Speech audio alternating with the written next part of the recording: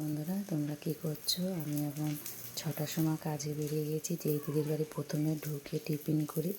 দেখো এখন কটা বাজে বলো তো? দেখো 7টা বাজে। আমার টিফিন হয়ে গেছে, এখন বেরিয়ে যাবো। গ্যাস মাস মুছে দেখো রুটি করলাম। এদিকে ডিমের অমলেট হচ্ছে, এবারে ডিমের অমলেট হচ্ছে, গ্যাস মাস মোছা হয়নি। আর এদিকে সকালে ঘুগনির তরকারি করলাম, আর এই যে রুটি।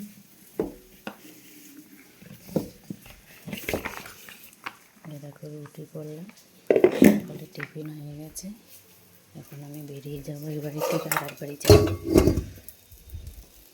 আর আমাদের এখানে যা ঠান্ডা পড়েছে, 4টায় খুব ঠান্ডা, জানি না তো, প্রচণ্ড ঠান্ডা পড়েছে। কাজ করতে খুব কষ্ট হয়, সকালবেলা উঠে জল ঘাটা খুবই কষ্ট।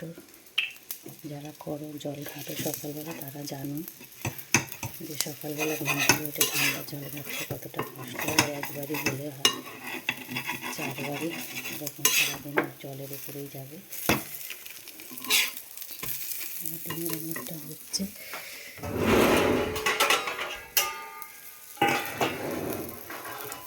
এখনো হয়নি, একটু ভাজা হবে। 2টো ডিম একসাথে ভাজা হচ্ছে।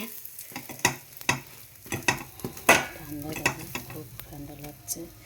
গ্যাস মাসগুলো মুছতে হবে, কত দেরি হয়ে গেল। 7টার মধ্যে করে ঢুকতে আজকে বেরিয়েছি, অনেক দেরি হয়ে গেছে।